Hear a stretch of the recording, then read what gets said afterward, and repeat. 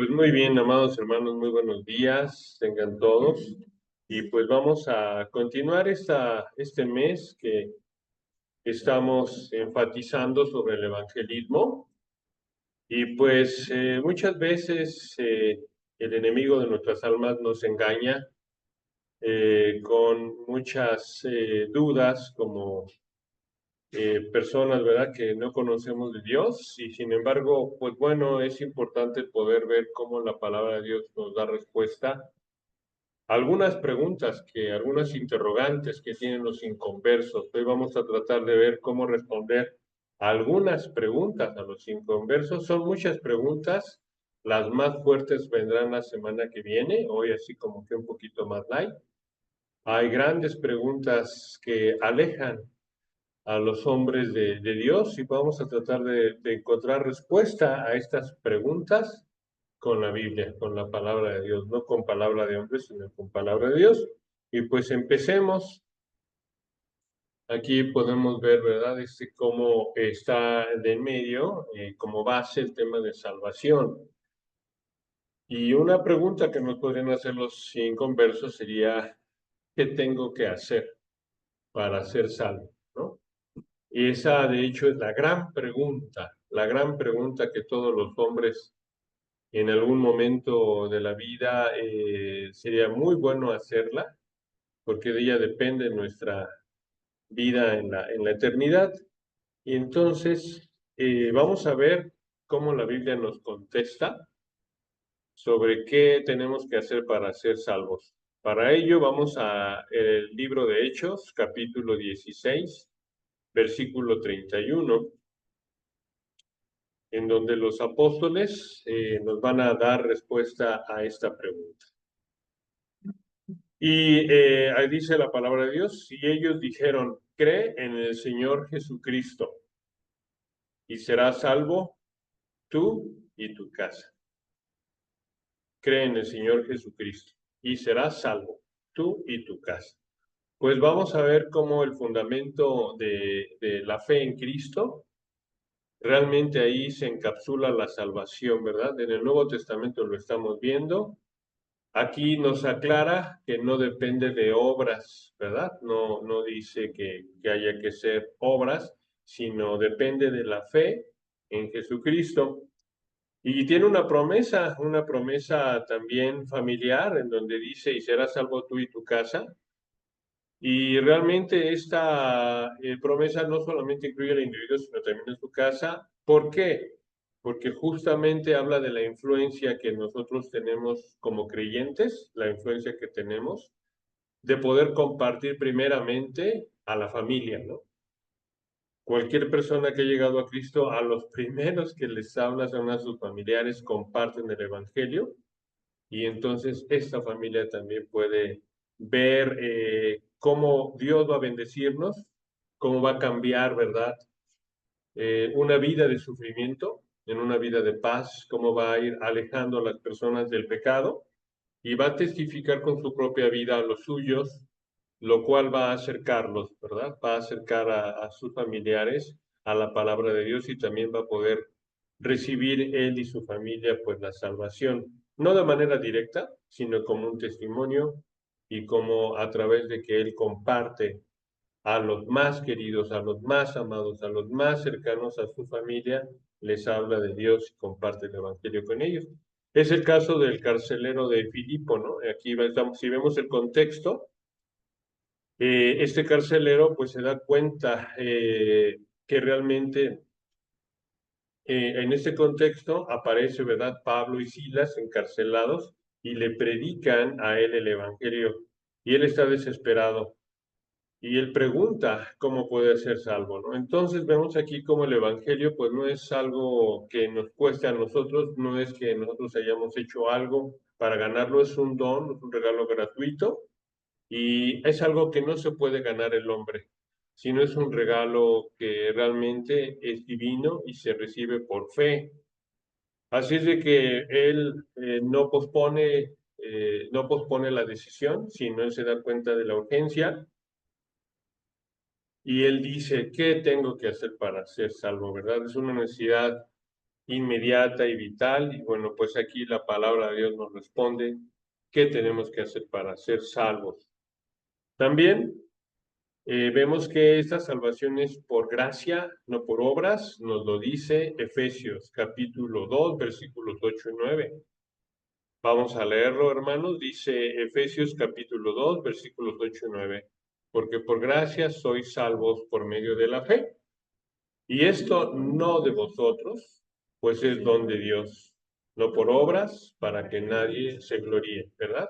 Entonces vemos que es un acto de gracia divina, inmerecido. Cualquier mérito humano es incapaz, ¿verdad? Porque realmente estamos destituidos de la gloria de Dios por ser pecadores. Y bueno, esto excluye las obras. Hace énfasis en que la salvación no es por obras. Y esto es crucial porque muchas personas erróneamente creen que pueden ganarse con buenas obras la salvación. Y no es así. Incluso en la ley, ¿verdad? En la ley actual, pues vemos, ¿verdad? Si vamos con un juez, con un abogado y le decimos, bueno, miren, pues sí, maté a una persona, pero yo le doy mucho dinero a los pobres, entonces no me metan a la cárcel. Van a decir, pues, usted va a entrar a la cárcel por haber sido asesino, ¿no? Entonces, si eso ocurre en la vida real, imagínense con alguien que es justo, ¿verdad? Y que le da a cada quien lo que merece. Entonces, justamente nosotros no podemos ganarnos por nuestras buenas acciones la salvación, sino únicamente a través de la fe es el medio. Y aunque la fe es el origen de la salvación, realmente es por gracia en cómo esta fe se recibe, ¿no? O sea, hasta la fe se recibe por la gracia de Dios. No cualquiera puede responder con fe al Evangelio. Se requiere la gracia de Dios que nos abre el entendimiento, que nos abre el corazón para volvernos en fe al Evangelio, ¿no? Y esto pues va a evitar también la jactancia, no permite que nosotros veamos que como seres humanos nos podamos gloriar o podamos presumir en que hemos ganado por nuestros propios esfuerzos la salvación. Y realmente vemos que la gracia es transformadora, aunque no pide como requisito las obras, sí vemos que las obras son un fruto natural de una vida transformada por la gracia, ¿no? Entonces, las obras no son condición, sino son una consecuencia. No es un requisito, sino es una consecuencia. A través de la fe viene la consecuencia de obrar a través de la gracia de Dios y entonces hay obras, ¿verdad? La fe obra. La fe obra, no al revés. Entonces, bueno, pues esto es lo que nos aclara la palabra de Dios, que es por fe, no por obras. Incluso la fe no es de nosotros, ¿verdad? Y bueno, pues aquí vemos también cómo Jesús nos da el camino para todos aquellos que piensan en realmente el pluralismo, que dice, pues todos los caminos, todas las iglesias son los que llevan a la salvación. Aquí vamos a ver que no es así. Vamos a poder ver que él afirma cuál es el camino a la salvación. Lo vemos en Juan 14:6. Juan 14:6 dice, Jesús le dijo, yo soy el camino y la verdad y la vida. Nadie viene al Padre sino por mí. Entonces aquí es enfático, el pluralismo queda fuera. No todos los caminos, no todas las iglesias son salvación. Aunque digan Jesucristo, muchas veces hay otros intermediarios, ¿no? El Enajón, por ejemplo, con los adventistas del séptimo día, por ejemplo, ¿no? Y muchas otras iglesias podemos mencionar, pero no viene el caso mencionar el nombre de cada una de ellas, solamente puse un ejemplo. Y bueno, podemos ver que muestra aquí esta palabra de Dios, que el único camino a la salvación es Jesús. Amén. No hay otro camino. Eso no es lo que nosotros decimos, es lo que dice la palabra de Dios. Así es de que la salvación es exclusiva en Jesucristo. No hay otro camino al Padre. Realmente esa es la base de nuestro evangelio como cristiano, es fundamental entenderlo. Jesús no solamente enseña que Él es la verdad, sino que también es esa verdad encarnada, vemos, ¿verdad? Cómo Él nos revela, a final de cuentas, cómo es Dios a través de su vida, de su ministerio, de su ejemplo en la vida. Y bueno, Él es la verdad absoluta, ¿no? Lo vemos. Y esa es una fuente de confianza. Al ser verdad absoluta, todo lo que Él dice puede ser probado y finalmente demostrado que Él tenía la razón, que solamente ha dicho la verdad en todo tiempo, ¿no? Esa es una de las cosas que más nos hace acercarnos con confianza, ya con el tiempo, a que estamos seguros que estamos en el camino correcto, porque podemos verificar que su palabra se cumple. Su palabra se cumple en todo momento, todo lo que Él ha afirmado se ha cumplido, y eso tiene un poder enorme. Sus palabras se confirman. Él es verdad. Y es la fuente de la vida. Él dice, yo soy la vida, ¿verdad? Así es de que no solamente la vida postrera, la vida venidera, sino también en esta vida, la vida realmente verdadera está en Cristo. Cristo es el único puerto seguro, el único. No hay ningún otro lugar en el cual podamos confiar, y Él es lo único que nos va a saciar. Es lo único que realmente va a hacer que podamos vivir con plenitud, nuestro Señor. Hay muchos en el mundo, muchísimos hombres, las grandes multitudes buscan a Dios en el lugar equivocado. Por ejemplo, se puede buscar en las drogas.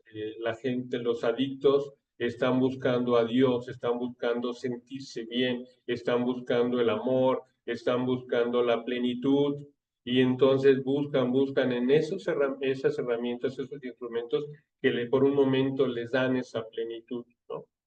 Sin embargo, cada vez es un pecado que los esclaviza más, porque cada vez necesitan más y más y más y más y más de la droga para satisfacer. Si llega el momento en donde ya la droga no le hace nada y tienen que ir a otro nivel de drogadicción, buscando en el lugar equivocado al único que puede saciar su corazón, su mente.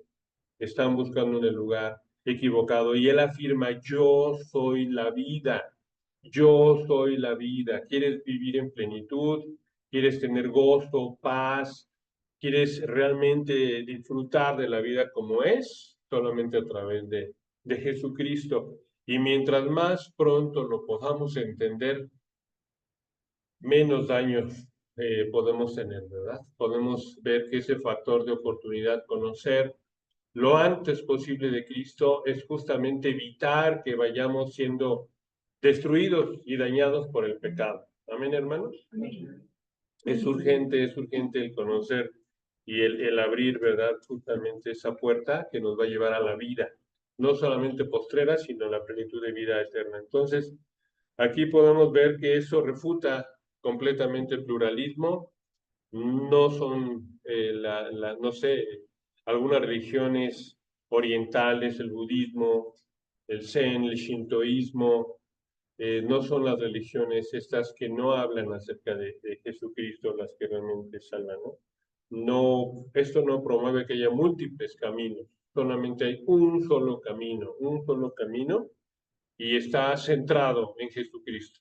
La centralidad de Jesucristo es fundamental para el Evangelio de la salvación, ¿no? Y eso está dado en su plan de salvación. Así es de que esto podamos transmitírselos a las personas que piensan que yendo a otras religiones pueden encontrar la salvación, y no, aquí es algo que Jesucristo aclara firmemente, ¿no?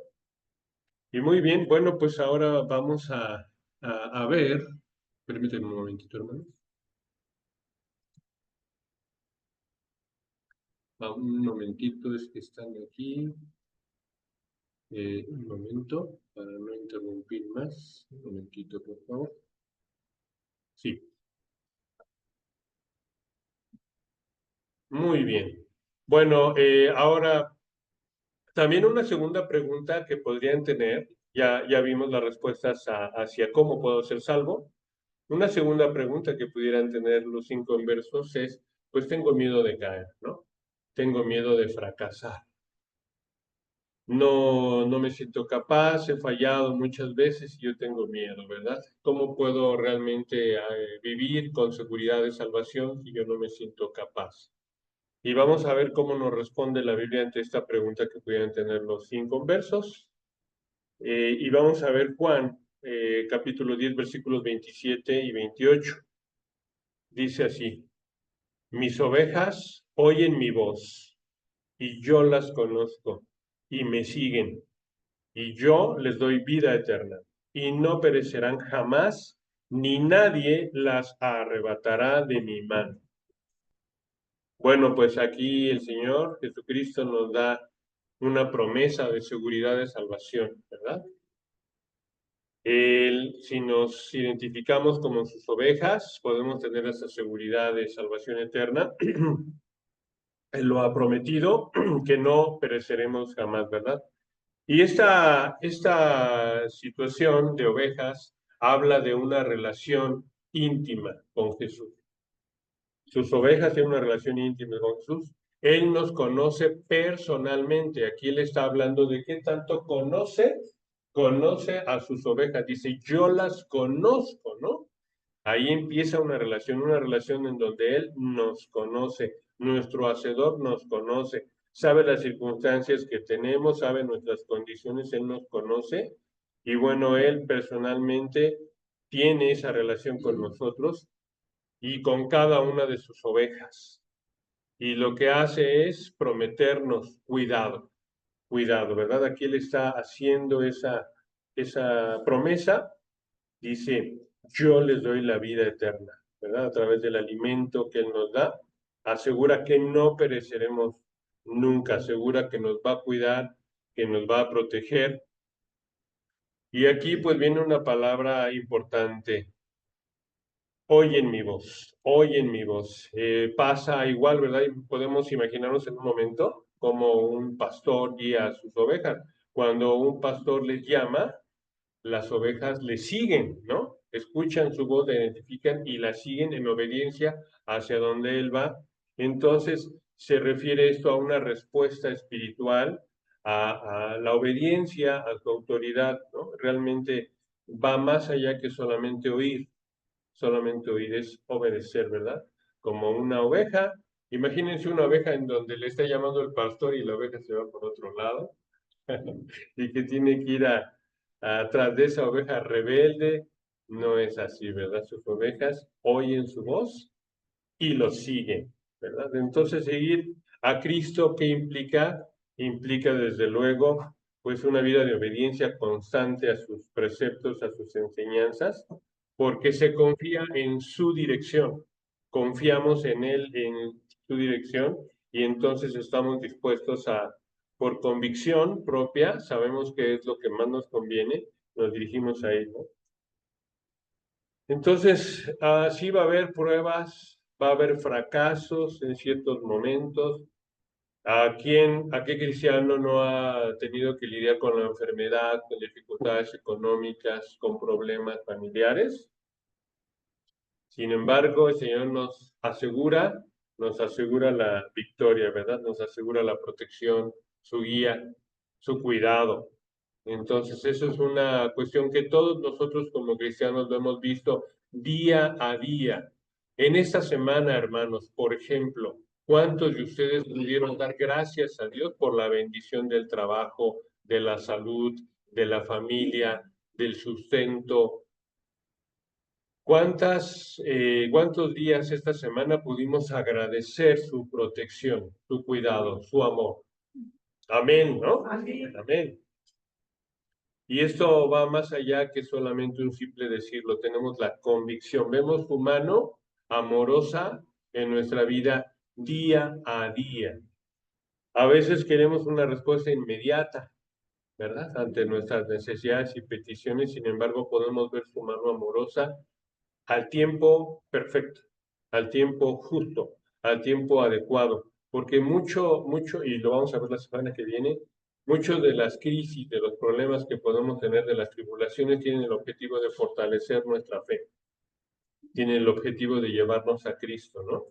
y justamente no vemos las cosas de manera inmediata porque es el tiempo perfecto para crecer espiritualmente en fe, ¿no? Pues muy bien.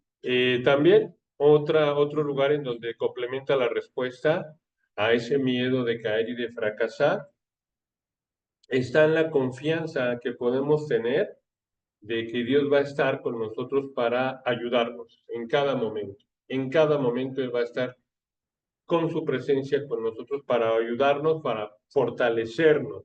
Amén, hermanos. Amén. Ayudarnos y fortalecernos. Vamos a ver lo que dice Primera de Corintios 10:13. Dice, no os ha sobrevenido ninguna tentación que no sea humana, pero fiel es Dios que no os dejará ser tentados más de lo que podéis resistir, sino que dará también, juntamente con la tentación, la salida para que podáis soportar. Entonces las tentaciones son diarias, son comunes, todos enfrentamos tentaciones que no son únicas, ¿no? Sino que también todos los cristianos las enfrentan en cierto momento. Sin embargo, Él aquí nos está prometiendo su fidelidad.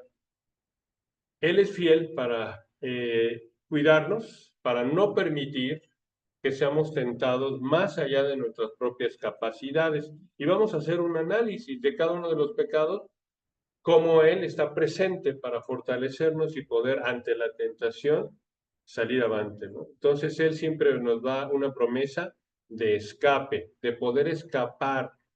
Siempre va a haber una salida ante la tentación. Siempre va a estar ahí esa provisión divina para podernos mantenernos firmes, ¿no? Entonces eso es una gran maravilla y ahorita lo analicemos, hermanos. No estamos solos, contamos con ayuda divina, ¿no? ¿Y qué más necesitamos aparte de la ayuda divina? Nada, ¿verdad? Todo lo podemos en Cristo que nos fortalece, ¿verdad? Ese es otro versículo. Él nos recuerda que está con nosotros en nuestra lucha. En nuestra lucha con el pecado, Él está con nosotros y nos va a proveer fuerza, nos va a proveer esa esperanza que podamos tener en Él de resistencia, de que podamos resistir cualquier cosa en la cual seamos tentados, Él nos va a permitir soportar. Y veamos algunos ejemplos. No quisiera ser exhaustivo, pero veamos unos ejemplos. Yo recuerdo, por ejemplo, el pastor que tuve en la primera iglesia. Él nos contaba, en cierto momento llegaron unas mujeres a la iglesia a seducirlo y iban con el plan de que cayera pues él, ¿no? Como líder espiritual de la iglesia y sin embargo él nos comparte cómo Dios le había dado una esposa y dice, de no ser por mi esposa, quién sabe si hubiera podido caer. Una esposa que te ama, que es tu ayuda idónea, que realmente está ahí, ¿verdad? Para acompañarte, en donde los dos son una sola carne. Dice la palabra de Dios, no es bueno que el hombre esté solo, le haré ayuda idónea, ¿no? Entonces, ante las tentaciones sexuales, está esa provisión del Señor, ¿verdad? En donde nos da una ayuda idónea con la cual nosotros podemos superar las tentaciones sexuales, ¿no? Por ejemplo. Hablemos de otro pecado, hablemos, por ejemplo, de la gula. Muchas veces podemos tener ahí la tentación de muchos venenos que lentamente nos llevan hacia la muerte, ¿verdad? Muchos alimentos que son no hechos por Dios, sino que son hechos por el hombre, están procesados y son venenos que lentamente nos van matando, ¿no? A lo mejor no comemos lo que nos nutre, no comemos lo que es sano, pero sí comemos lo que nos hace daño. Entonces, ¿cómo vencer esa tentación? Y podemos preguntarnos, ¿el Señor no ha hecho alimentos sanos y deliciosos para podernos suplir ante esos momentos? Sí, ¿verdad? Él nos está ofreciendo manjar, un manjar de alimentos, nos da la templanza, ¿verdad? Nos da esa convicción, porque eso también es parte del poder que recibimos con el Espíritu Santo, en donde realmente no sentimos esa obsesión, esa compulsión por caer ante la tentación, sino podemos tener esa templanza que con el paso del tiempo el Señor nos va dando. Ya empezamos a ver su bendición en muchas áreas de nuestra vida y entonces ya no hay esa urgencia imperiosa de encontrar satisfacción, ¿no? Porque ya la hemos encontrado espiritualmente en su caminar, ¿no? Es lo único que nos satisface. El que no tiene esa bendición, realmente su vida está vacía, está envuelta en dolor, está envuelta en sufrimiento y lo único que le hace ir sobrellevando las cosas es refugiándose en su pecado. Amén, hermanos. Cuando alguien realmente no tiene luz en su vida, cuando todo es problemas, se refugia. Sin embargo, en el momento en que nosotros confiamos en Dios, la paz es inmediata, ¿no? Lo podemos ver en testimonios de muchísimas personas que de golpe han dejado sus adicciones por el poder de Cristo. De golpe, de inmediato. Muchos testimonios. Entonces, ahí está otro ejemplo, en donde podríamos hacer una lista exhaustiva de todos y cada uno de los pecados económicos, por ejemplo, ¿no? La avaricia. ¿Qué dice la palabra de Dios? Aunque tengamos sustento y abrigo, estemos contentos con eso, ¿verdad? Entonces eso lo va dando el Espíritu Santo, que no necesitamos muchas cosas, necesitamos lo necesario para vivir y el Señor siempre nos lo da. Podemos tener esa seguridad, ¿verdad? Y así, entonces, ante todas las tentaciones, ante todas las luchas con el pecado, Él estará con nosotros para fortalecernos, para llenarnos de convicción de pecado, decirnos, eso me hace daño, no lo hago, tengo esto, porque lo podemos ver en el pecado hay gratificación inmediata y cuánto dura. Pocos segundos, pocos minutos y después el problema espiritual es mayor, ¿no? No hay saciedad, no hay saciedad. Vamos brincando de pecado en pecado y lo único que satisface es el Señor y Él siempre va a estar con nosotros para que podamos soportar. Amén, hermanos. Amén. Amén. Él nos promete esto de estar con nosotros en todo tiempo. Algunos inconversos ahora pueden tener otra pregunta. Soy demasiado pecador para ser salvo. Demasiado pecador, ¿no? Y bueno, entonces piensan que no, o pensamos que no merecemos el perdón de Dios porque hemos hecho tanto mal, ¿no? Sin embargo, vamos a ver qué promesas, qué ofrecimientos hace la palabra de Dios a esta pregunta. Dice en Primera de Juan 1:9, si confesamos nuestros pecados, si confesamos nuestros pecados, Él es fiel y justo para perdonar nuestros pecados y limpiarnos de toda maldad. Enfaticé la palabra toda maldad. No dice algunas, no dice la mayoría, no dice muchas veces, dice limpiarnos de toda maldad. Entonces, en esa puerta estrecha que lleva a la salvación cabe el pecador más grande.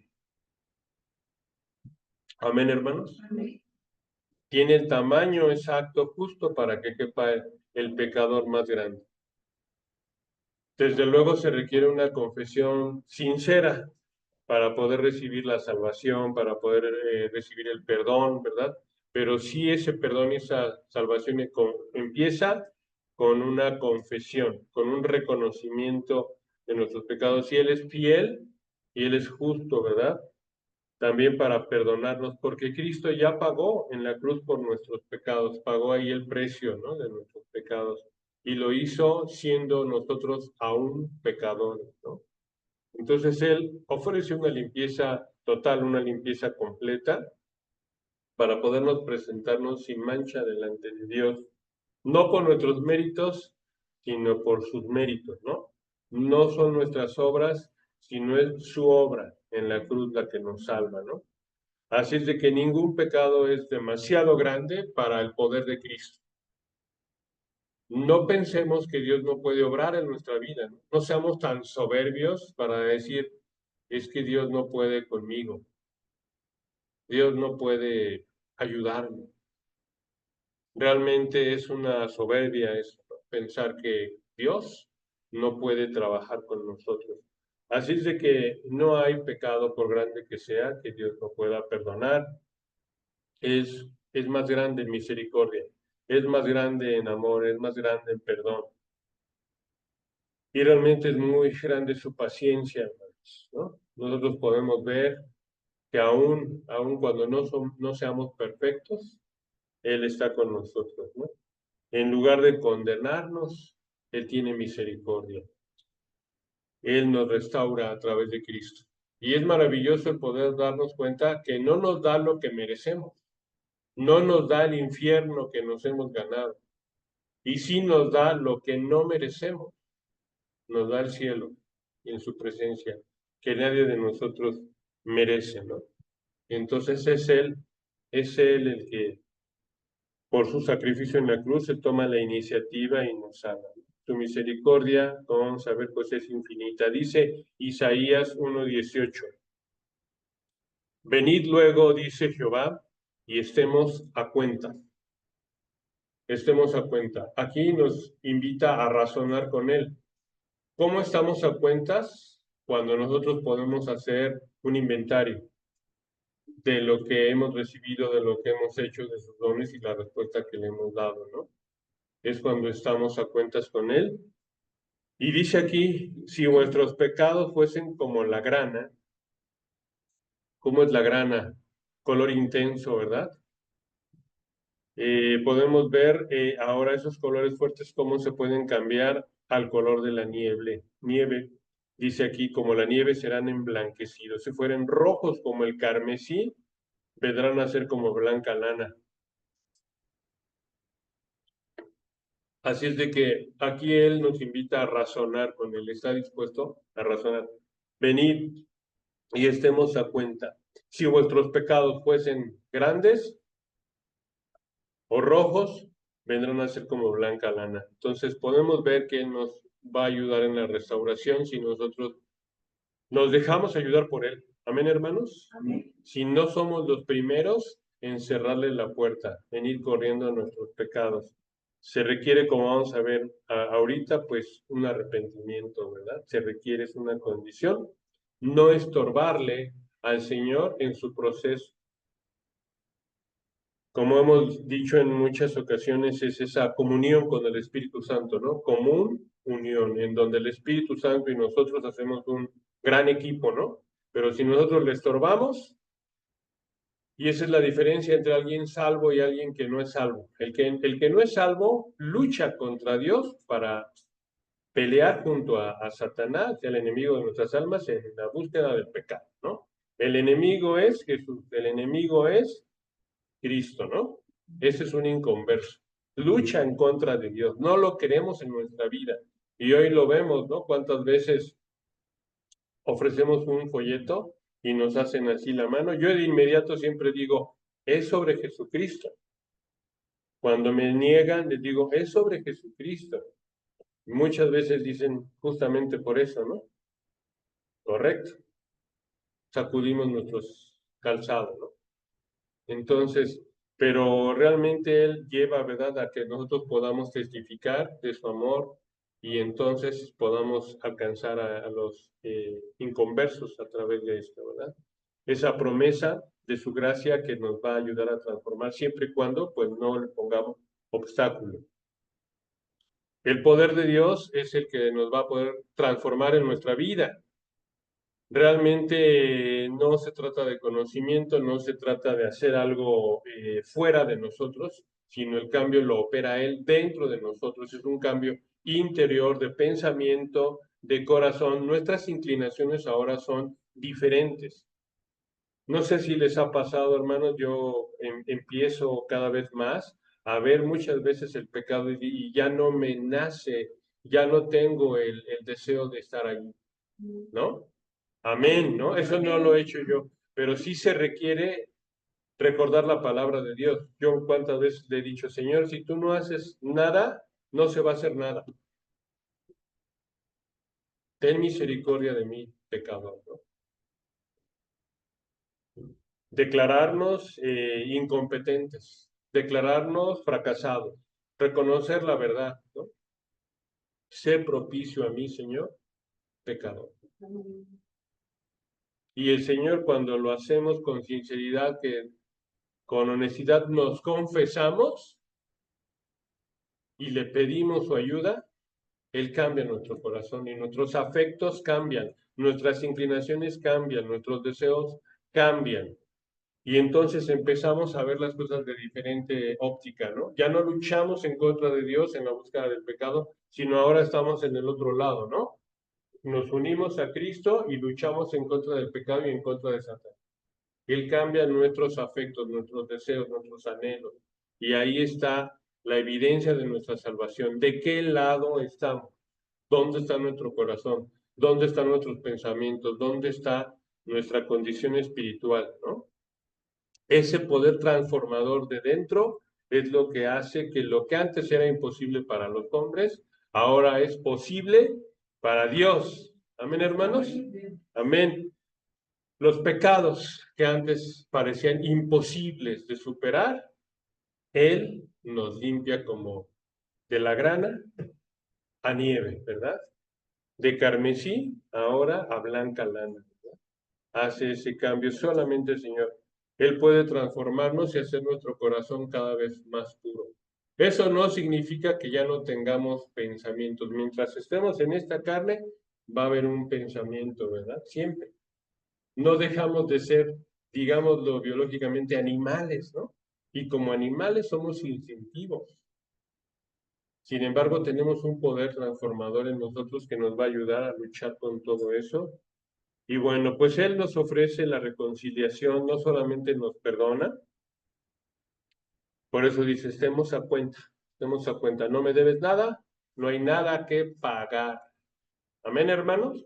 No hay nada que pagar, ya todo está pagado por Él. Estamos a cuentas, estamos tablas, ¿no? No hay una relación quebrada, sino realmente la relación se ha restaurado. Podemos estar cerca de Él, el pecador y Dios. Así es de que podemos confiar en esa gracia, en el poder de la gracia. No importa la profundidad o la gravedad del pecado, si nosotros lo buscamos a Él como nuestro Salvador, como nuestro Redentor, Él está dispuesto a perdonarnos y su gracia es mayor que nuestros pecados. Amén, hermanos.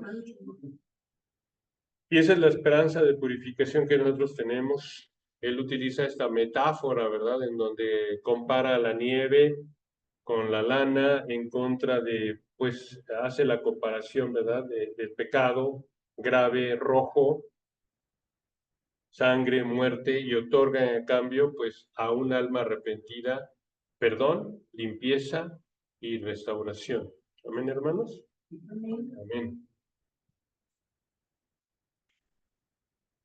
Y bueno, también puede decir esta persona, ¿verdad? Pues es inútil que yo supere esto. Creo que nosotros somos testimonio, ¿verdad? Como cristianos, si el Señor ha podido trabajar con nosotros en muchos pecados graves y cómo nos ha ido ayudando a alejarnos de nuestros pecados día a día, ¿verdad? Dice aquí Filipenses 2:13, porque Dios es el que en nosotros produce el querer, como Él, hacer, ¿verdad? Sí, nosotros solos no podemos nada, no podemos nada. ¿Quién es el que lo hace? Él, ¿verdad? Por su buena voluntad.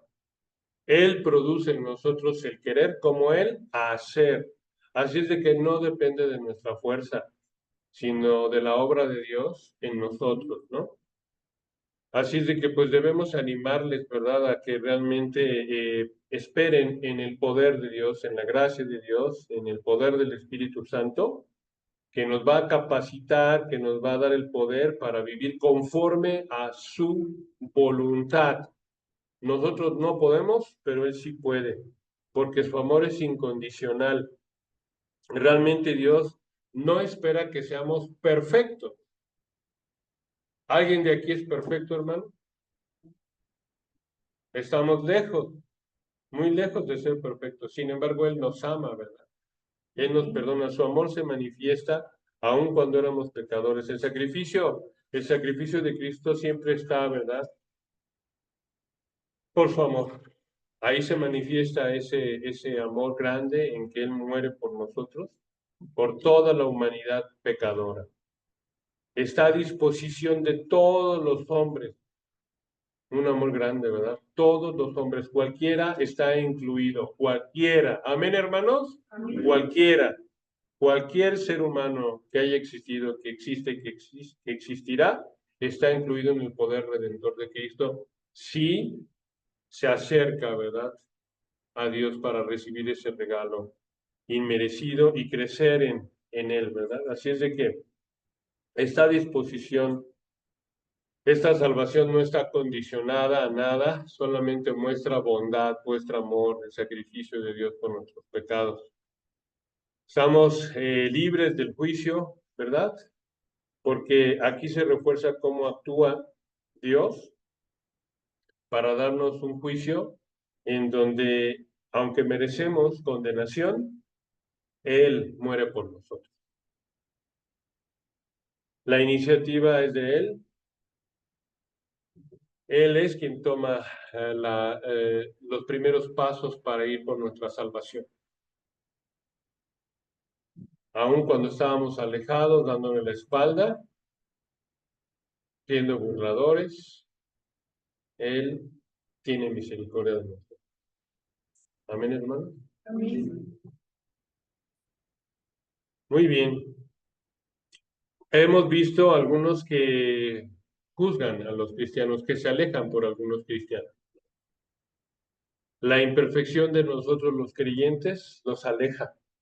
Pero ¿qué dice la palabra de Dios en Romanos 3:23, ¿verdad? Por cuanto todos pecaron, ¿y quiénes son todos? ¿Estamos incluidos ahí? Sí, ¿verdad? Por cuanto todos pecaron y están destituidos de la gloria de Dios. Efectivamente, nosotros estamos condenados. Yo estoy condenado, ¿no? Realmente el pecado es universal. Dice en cuanto todos pecaron, es universal. Ahí sí es universal. Deja claro que todos, sin excepción, hemos pecado. No hay cristiano que no tenga faltas. Hermanos, ¿hay cristianos sin faltas? No. Todos los cristianos tenemos faltas, día con día, ¿no? Así es de que todos necesitamos de su redención. Nosotros podemos criticar a algún hermano cuando todos estamos en la misma necesidad. O llega el momento en que realmente no necesitamos de la misericordia de Dios. Estamos destituidos, ¿verdad? Tanto creyentes como no creyentes. Amén. Técnicamente creyentes y no creyentes estaríamos destituidos.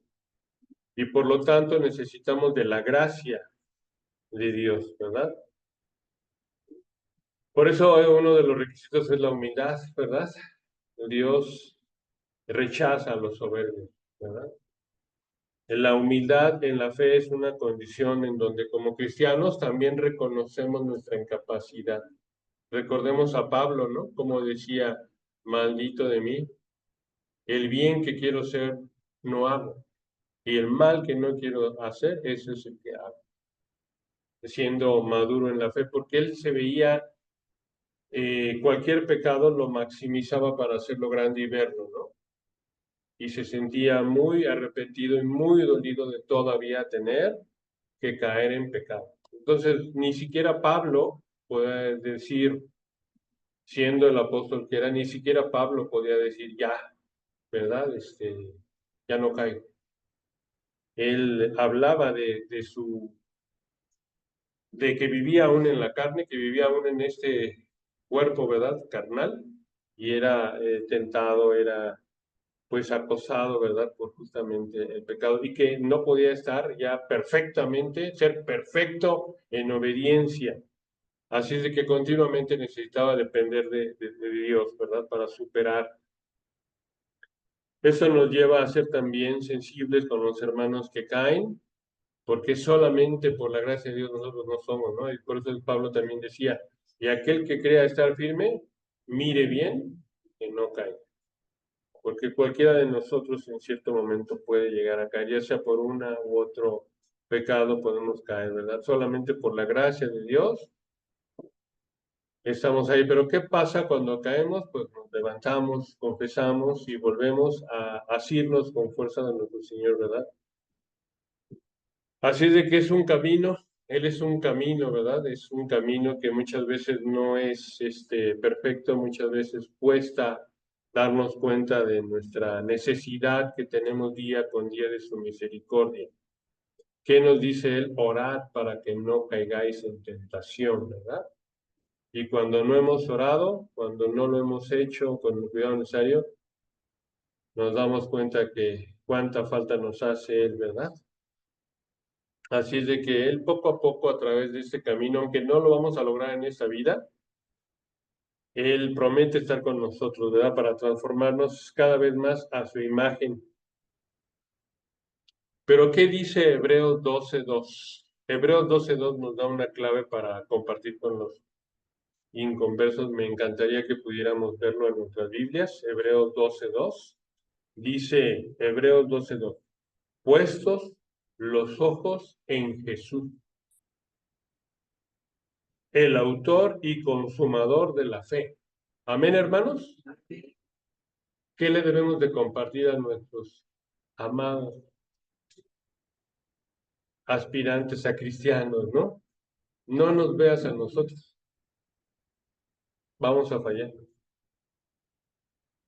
Puestos los ojos en Jesús, autor, por Él está la fe. A Él tenemos que ver. Él es el quien debe de tener toda nuestra confianza. Él no nos va a fallar. No es al hombre. Maldito el hombre que cree en Dios. Bendito el hombre que cree en Dios, ¿no? Hebreos 12:2.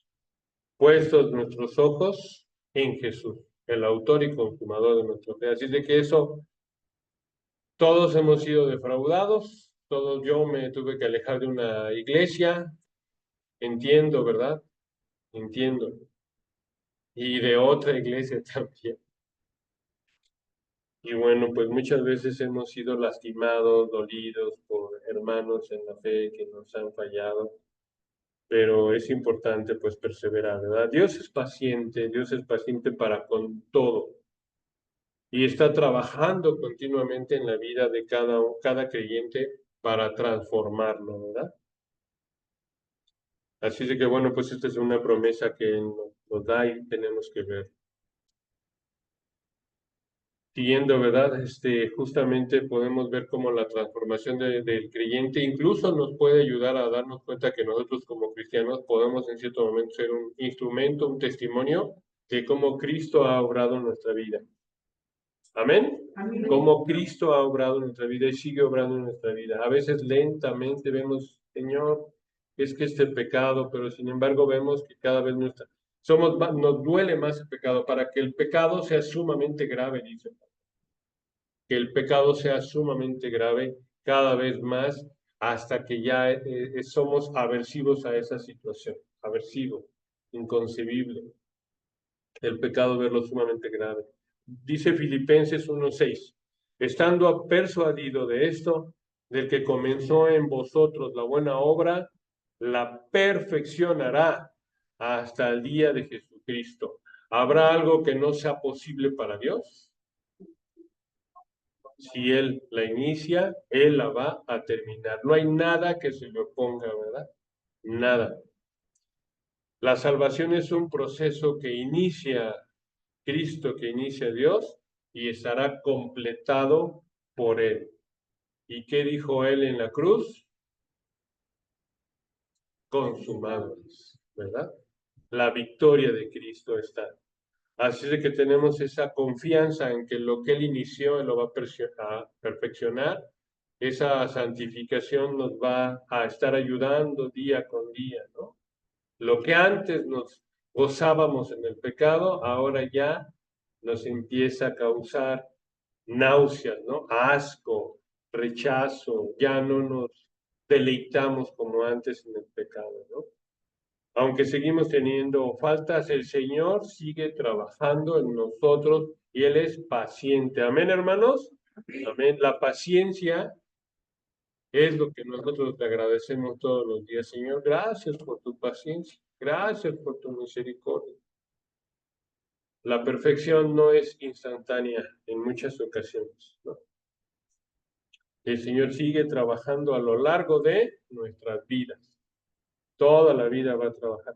Pero tenemos esa esperanza de un futuro glorioso que en algún momento en su venida, ahora sí, ¿verdad? Con la venida de Cristo se culmina su trabajo. Cuando viene el arrebatamiento, cuando viene estar a presencia de su fidelidad. Así es de que Él es, la obra de Dios es la que eso nos da la seguridad de la salvación, ¿no? Él es fiel y Él es justo, asegura y garantiza el éxito, que lo que Él empezó lo va a concluir en nosotros a tiempo perfecto de Él. Amén, hermanos. Amén. Bueno, pues me quedaré aquí en la última pregunta, pero avanzamos con 4, ¿verdad? La quinta ya será para la próxima ocasión. Pues muy bien, amados hermanos, vamos a terminar por esta ocasión.